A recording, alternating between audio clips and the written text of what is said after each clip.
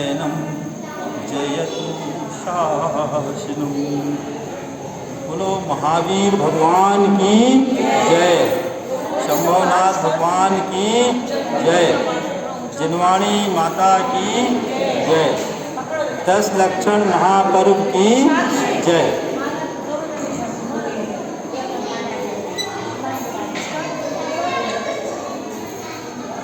धर्मानुरागी भाइयों बहनों,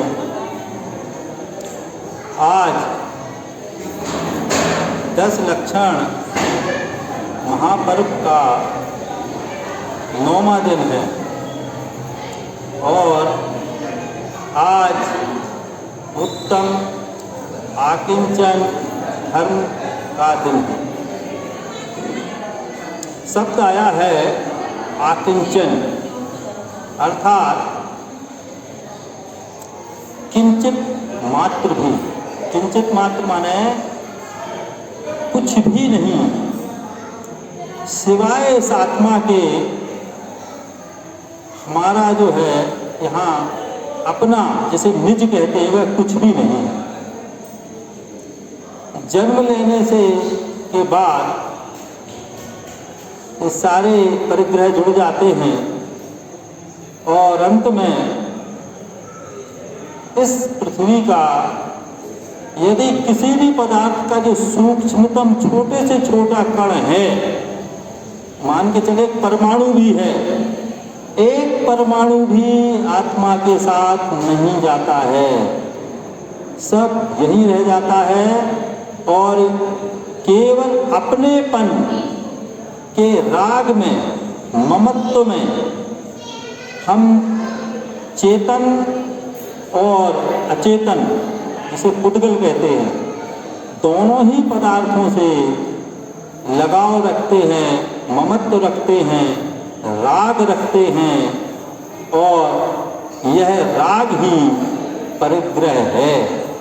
आकिंचन का उल्टा परिग्रह। परिग्रह ना हो तो आकिंचन धर्म है और यह जो आकिंचन धर्म सम्यक दर्शन सच्चे श्रद्धान के साथ हो, उत्कृष्ट हो, मुनियों के हो, तो यह उत्तम आकिंचन धर्म कहलाता है। उत्तम आकिंचन धर्म में कहा गया है 24 प्रकार के परिग्रह कहे गए, अंतरंग और बहिरंग। और सबसे बड़ा परिग्रह कहा जाता है मिथ्यात्म, क्योंकि जब विचार ही उल्टे हों, सच्ची बात नहीं मालूम हो, जब हमारी विचारधारा विपरीत हो, तो मोक्ष मार्ग कैसे प्राप्त हो? सम्यक दर्शन के लिए सबसे पहले मिथ्यात्म नहीं होना चाहिए।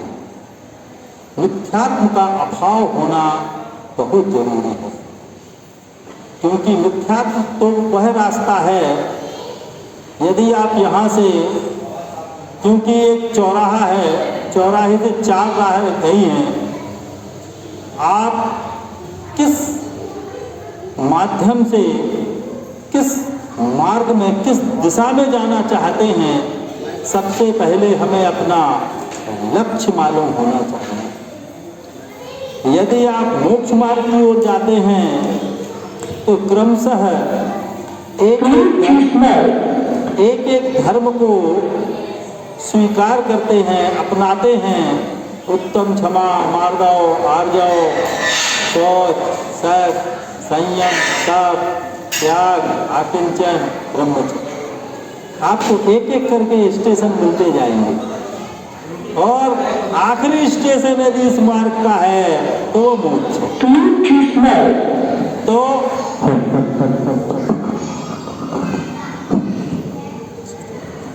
आवाज आ रही है आपके साथ। अच्छा, पास कर लो, खराब है, माइक बंद कर लो। तो सबसे महत्वपूर्ण है कि हमारा मिथ्यात्व खत्म हो। सबसे पहले हमें ये मालूम होना चाहिए कि हम जिस राह पर चल रहे हैं उस राह की मंजिल कौन सी है, अंतिम मंजिल कौन सी है। यदि आप मिथ्यात्व के मार्ग पर चलते हैं तो आपका कल्याण कभी नहीं हो सकता। यदि आप गलत दिशा में चलते हैं, याद रखिए, जैसे एक छोटा सा उदाहरण है कि यदि आप दूसरी दिशा में चले गए, मान लीजिए नशे की ही लत लग गई, तो आपके एक एक स्टेशन आते जाएंगे, अंत में जो दुर्गति नशे वालों की होती है वो आपकी भी होगी। एक दिन मैंने बतलाया था लोग पाप का बाप है, लेकिन पापों की अम्मा कौन है ये नहीं बताया था। सारे पापों की जो जननी है उसे कहा जाता है शराब। शराब सारे पापों की जननी है। शराब पीने वाला शौक शौक में शुरू करता है, लोग जबरदस्ती पिलाते, अरे क्या हुआ, और इस तरह से वह जो है एक बार जब पीना शुरू करता है फिर उसके घर की व्यवस्था गड़बड़ होती है, मेजॉरिटी गड़बड़ होती है, घर में मारपीट शुरू हो जाती है, घर के गहने बिक जाते हैं, बच्चे को भी मारपीट होती है, बच्चे भी पढ़ पाते हैं, समाज में भी उसकी कोई वैल्यू नहीं रहती है, अड़ोस पड़ोस में भी नहीं रहती है, रिश्तेदारों में, मोहल्ले में, हर जगह उसकी जो है दूसरी निगाह से देखा जाता है, कर्जा अलग हो जाता है, और फिर जब वो दलदल में फंसता जाता है फिर वह हिंसा और अपराध की दुनिया में चला जाता है। और आप अखबार पढ़ते होंगे, जितनी भी घटनाएं हो रही हैं उनमें 90% की यदि आप पीछे जाके देखेंगे तो उनके पीछे शराब। तो लोग पाप का बाप है और शराब पापों की जननी। तो इसी को रखनी चाहिए कि किसी नशे के चक्कर में ना पड़े। तो बात हो रही थी आकिंचन धर्म की।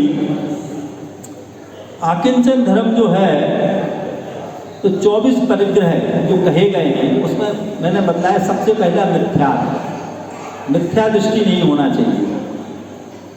उसके लिए हमें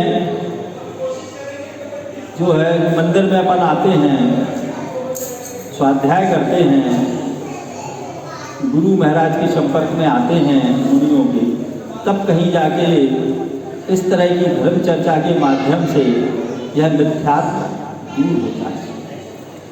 सही ज्ञान क्या है वह जो है हमें शास्त्रों से प्राप्त होता है। आकिंचन धर्म में एक छोटी सी कहानी हम बताएंगे। एक व्यापारी था और उसका व्यापार जो है ठीक ठाक नहीं चल रहा था। अक्सर क्या होता है जब आदमी संकट में होता है तभी गुरुओं की शरण में जाता है। जब कुछ नहीं चला तो उस महाराज जी के दर्शन के लिए गया, महाराज जी के दर्शन किए, आशीर्वाद दिया और बोला महाराज जी काम धंधा ठीक नहीं चल रहा है, आशीर्वाद दो। तो महाराज जी के आशीर्वाद से उसका काम अच्छा चल गया, अच्छा व्यापार चला और व्यापार भी विदेशों में भेजता था। जो है उसने घी का व्यापार किया और जहाज़ों में भर भर के टीम बाहर भेजने लगा, खूब चला। तो फिर महाराज हर बार जो है पर्यूषण पे आए, महाराज जी के दर्शन करे, फिर आशीर्वाद देने आ गया। बोले महाराज जी और आशीर्वाद तो बहुत अच्छा चल रहा है काम। तो महाराज जी ने एक बात पूछी कौन सा काम करते हो? तो उन्होंने कहा घी का काम करते हैं जहाज में। तो बोले क्या करते जहाज में? बोले टीन के टीन भर के ले जाते हैं। बोले महाराज जी और आशीर्वाद दो। तो महाराज जी बोले एक काम करना, सारे टीन भरे ले जाते हो? बोले हाँ। अरे महाराज जी ये तो व्यापार की बात है, खाली टीन थोड़ी ले जाएंगे। बोले नहीं एक काम करना, 10-20 टीन खाली रख लेना, बंद करके खाली टीन भी ले जाया करो। अब गुरु की आज्ञा थी सो उसने मान ली। और एक बार क्या हुआ, समुद्र में भारी तूफान आया, जहाज पलट गया जितने भरे हुए टीन थे सब डूब गए, जो खाली टीन थे वो नहीं डूबे, और उनकी मदद से वो तैर कर वापस आया। और फिर वो गुरु के पास आया, उसने कहा गुरु जी आपने सही मुझे सलाह दी, यदि मेरे सारे टीन लोग बस में सारी टीन भरे ले जाता तो फिर मैं भाई व्यापार में जो पैसा गया धन गया कोई बात नहीं, वो तो हाथ का मैल है, फिर से आ जाएगा, लेकिन नहीं चला जाता। तो क्या होता है, ये एक परिग्रह की शुरुआत कराई थी महाराज जी ने, नियम दिया था। तो क्या था, परिग्रह कम करने की शुरुआत। आकिंचन धर्म कि भाई तुम अगर 1000 टीन ले जा रहे तो कम से कम 20 टीन तो खाली ले जाओ। तो ये क्या था, आकिंचन धर्म के थोड़ा सा परिग्रह कम करो। और हमें भी अपने जीवन में परिग्रह कम करने का प्रयास करना चाहिए। आप लोगों के पास क्या लिस्ट है ऐसी? आपके पास कितनी साड़ियां हैं, कभी गिनी है? कितने कपड़े मार्केटिंग करने जाते, कितना खरीदते हैं? हर साल, हर त्योहार, हर जगह जब भी कहीं शादी हो, फंक्शन हो तो खरीद लेते हैं। कभी देखा है कितनी रखी हैं? कितना परिग्रह कर रखा है? कितने जोड़ी पैंट शर्ट हैं, कितनी चीजें घर में रखी हैं। परिग्रह नहीं करना चाहिए। परिग्रह को थोड़ा सा कम करने का प्रयास करें। एक सीमा मान लें। हम कहते 50 साड़ी की सीमा मान लो। अरे ये मान लो कि अगली तब आएगी जब हम इनमें से 10 कम कर देंगे। कुछ ना कुछ तो होना चाहिए सीमा। भाई केवल साड़ी की बात नहीं है। कितनी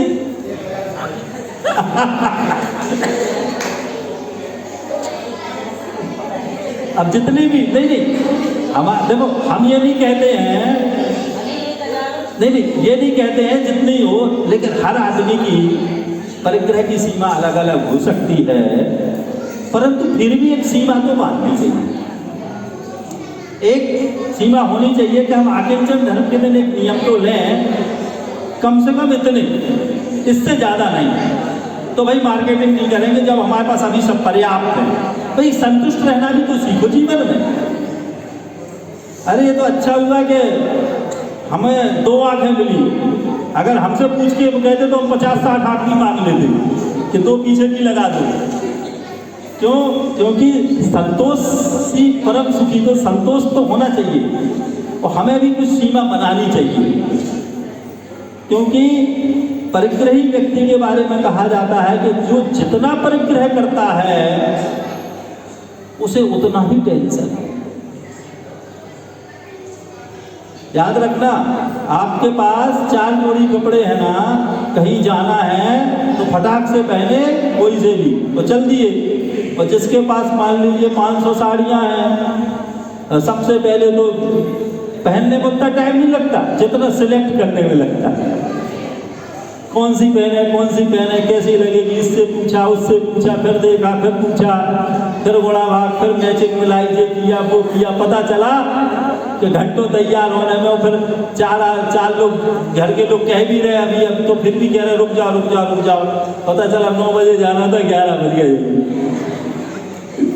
तो ये जो परिग्रह है, परिग्रही व्यक्ति भारी होता है। जैसे भरा हुआ टीन डूब गया तो भरी हुई चीज डूबती है, भारी होती है। परिग्रही व्यक्ति की गति नीचे की ओर होती है। यदि हम सिद्धालय की ओर ऊपर जाना चाहते हैं तो हमें हल्का होना होगा, हमें परिग्रह कम करना पड़ेगा, परिग्रह की सीमा बांधनी पड़ेगी। यही आकिंचन धर्म की सच्चाई है। और हम वास्तविकता में, व्यावहारिकता में यदि आकिंचन धर्म को अपनाना चाहते हैं तो हमको भी सीमा तय करनी पड़ेगी, मर्यादा तय करनी पड़ेगी, एक लिमिट बनानी पड़ेगी। अपने आप में निश्चय करना पड़ेगा कि बस इससे ज़्यादा नहीं। और बार बाजार जाना, हर बार कितना लोभ लालच है, कितनी माया है। बाजार में नया ब्रांड आया, ये आया, वो आया, और एक परिग्रह में एक और खराब चीज आ गई आजकल। हम तो बिल्कुल व्यवहारिक बात करते हैं कि हर चीज में लोगों को आजकल ब्रांड का सिस्टम आ गया, ब्रांडेड चीज चाहिए। अब ये यहाँ से कोई शादी में गया, वो बैग ले गई एक लेडीज मान लो, और उसके बैग में क्या क्या होता है ये तो आप लोग जानते हैं। साबुन है, तेल है, पाउडर है, लिपस्टिक है, पता नहीं क्या क्या है। और अगर वही चीज़ें आपको दूसरे ब्रांड की दे दी जाएं तो आपका पारा चढ़ जाता है। अरे हमें साबुन से नहीं, हमारे ये, मतलब हर चीज में सिलेक्शन है। भाई वस्तु तो वही है, लेकिन इसके बाद भी उसमें भी फिर हमने उसकी श्रेणियां बना रखी हैं। तो ये परिग्रह की पराकाष्ठा है। और जितना परिग्रह, और जितने परिग्रह की पराकाष्ठा होगी, याद रखना दुख उतना ही ज्यादा होगा, उतना ही ज्यादा तनाव होगा। तनाव और दुख को कम करने का सबसे अच्छा तरीका है कि हम परिग्रह को कम करें। परिग्रह को कम करना बहुत जरूरी है, क्योंकि ले तो कुछ जाना नहीं है, ले देके उससे दुख और तनाव ही मिलना है। तो उस परिग्रह को कम करने में क्या दिक्कत है। और पूजन में भी आता है कि महाराज जी को जो जब जो है मुनि महाराज बनते हैं तो उससे पहले कहते कि चाय लंगोटी की, तो उसमें ये है कि मतलब एक वस्त्र का भी जब परिग्रह रहता है उससे भी व्यक्ति गृहस्थ बन जाता है। उसके बाद भी उसकी जो है वो अपने पूरी गृहस्थी बसा लेता है। तो परिग्रह पूरा जब छोड़ देता है, जब दिगंबर मुनि हो जाता है, तो देवी देवता भी जो है उसके पांव पड़ते हैं। क्यों? क्योंकि उसके उनका जो है परिग्रह न्यूनतम होता है, केवल पिछी कमंडल का परिग्रह है, और वो भी उनके लिए आवश्यक है इसलिए, क्योंकि वो अहिंसा व्रत के लिए है। वो है जो उनकी पिछी है, वो उनके सूक्ष्म जीवों से बचने के लिए उनको अभय दान देते हैं, उनकी हिंसा रोकने के लिए पिछी रखते हैं। बैठने उठने के पहले पिछी से महाराज जी जो है सूक्ष्म जीवों की भी हिंसा ना हो, और स्वयं धर्म के लिए कमंडल होता है। तो आकिंचन धर्म का यही है हमारे लिए कि हमें अपने परिग्रह को कम करना चाहिए। मिथ्यात्म है, यदि मान लीजिए अंतरंग परिग्रह में मिथ्यात्म है, क्रोध है, मान है, माया है, तो ये सारे जो है 14 परिग्रह कहे गए हैं। 10 जो है इसके अलावा बहिरंग परिग्रह हैं। बहिरंग में तो मकान का, दुकान का, खेत का, सोना चांदी, वस्त्र, बर्तन, ये जो है परिग्रह कहे गए हैं। इन परिग्रहों इसीलिए कहा जाता है कि प्रत्येक वस्तु में जो 24 प्रकार के परिग्रह कहे गए हैं उनमें हमें अपनी सीमा तय करनी चाहिए। और आजकल तो डिजिटल भी परिग्रह है। मोबाइल में कितने ऐप हैं, कितने ग्रुप हैं, कितने लोगों से आप बात करते हैं, कितनी निरर्थक बात करते, कितनी सार्थक करते, कहाँ फंसे हैं। 24 घंटे लॉक लगा के रखा है, कोई देख ना ले, किसी को पता ना चल जाए कि हम किससे बात कर रहे हैं, किससे चैट कर रहे हैं। क्यों? जब ताला तभी लगाया जाता है जब हमें अंदर से भय होता है कि किसी को पता ना चल जाए। कम से कम परिवार में, और मोबाइल ने तो बिल्कुल परिवार को तोड़ के रख दिया है। अभी ये बच्चे जितना उद्यम कर रहे हैं ना, घर में 10 बच्चे भी आ जाए ना रिश्तेदारों के, सबके हाथ में मोबाइल हो तो ऐसा सन्नाटा छा जाता है जैसे कोई हो ही ना। सब अपने अपने लगे, कोई गेम में, कोई कहीं, कोई कहीं, कोई कहीं, मतलब आपस में बातचीत ही नहीं हो रही। बहुत खराब चीज है। हम ये मानते हैं इस मामले में भी कम से कम एक सीमा तय होनी चाहिए। और सबसे ज़्यादा महिलाएं परेशान हो जाती बेचारी। मैं बिल्कुल सत्य कह रहा हूँ। घर में 10 लोग अगर आ जाएं, सबके खाने का टाइम अलग, सोने का टाइम अलग, खेलने का, कोई बुला रहा है, खाना ठंडा हो रहा है, लगे अपने गेम में, रुक जाओ, आ रहे वो 1 घंटे में आ रहे हैं। तो हमें अपने घर की व्यवस्था बनाने के लिए कुछ नियम बनाने चाहिए। सबसे पहला, खाने का टाइम कम से कम एक टाइम सुबह का या शाम का, यदि अल्लाह करते तो शाम का, नहीं तो सुबह का, सब लोग एक साथ खाएंगे। इसमें क्या होता है, समय की बहुत बचत होती है, तनाव कम होता है। आधी लड़ाई झगड़े तो यही खत्म हो जाते घर से, क्योंकि जब स्टार्टिंग घर में तनाव से जब व्यक्ति खाना पीने जाके जाता, घर से तनाव लेके जाता है, तो उसके घर के बाहर भी काम बिगड़ जाते हैं। तो बेहतर है कुछ ना कुछ हमेशा अपने परिवार और अपने लोगों के बारे में भावनापूर्वक चिंतन करें, अध्यात्म का उसमें मिश्रण करें। जो हमने सीखा है, जो हमारे घर में, उनको आंशिक रूप से उनका पालन करें। क्योंकि धीरे धीरे जब अभ्यास में आएगा तो धीरे धीरे उसका आपको असर भी दिखने लगेगा। जब तक कोशिश नहीं की जाएगी, जब तक कोशिश भी कब करेंगे, जब पहले आप स्वीकारेंगे कि हमारे घर में कुछ गड़बड़ है, अव्यवस्थाएं हैं, फिर उनका सॉल्यूशन क्या है, फिर उस पर चिंतन करें, सभी लोग बैठ के उस पर विचार करें, एक निर्णय लें और उस निर्णय पे सभी लोग उसका पालन करें। तो व्यवस्था 1 घंटे, 2 घंटे, 3 घंटे, कितने घंटे तय कर लो पहले बैठ के। ये नहीं कि चल ही रही है, मोबाइल का कोई समय नहीं है, आंख दर्द करने लगी, पता चला डिस्चार्ज हो रहा तो चार्जर लगा के लगे, इधर चार्जर लगा लिया, उधर कान में लगा लिया, और फिर भाई क्या है, हम अपनी इंद्रियों का इतना दोहन क्यों कर रहे हैं? तो इन इंद्रियों का भी तो ख्याल रखें। वैसे तो शरीर हमारा नहीं है, परंतु फिर भी आत्मकल्याण के लिए शरीर माध्यम तो है। अगर आप दूध गर्म करती हैं गैस पर, तो क्या दूध गैस पर डाल देती नहीं देती? बर्तन चाहिए उसके लिए भी। भाई गर्म हम दूध को करते, बर्तन को करते, लेकिन उद्देश्य क्या है? बर्तन को चाहते हैं, लेकिन बर्तन माध्यम आत्मा ही को है। अनुभव में तो आत्मा के आता है ना, और जब आत्मा निकल जाती तो फिर शरीर को काय का कष्ट, फिर कौन सा कष्ट? मिट्टी है, आत्मा ही उसको महसूस करती है।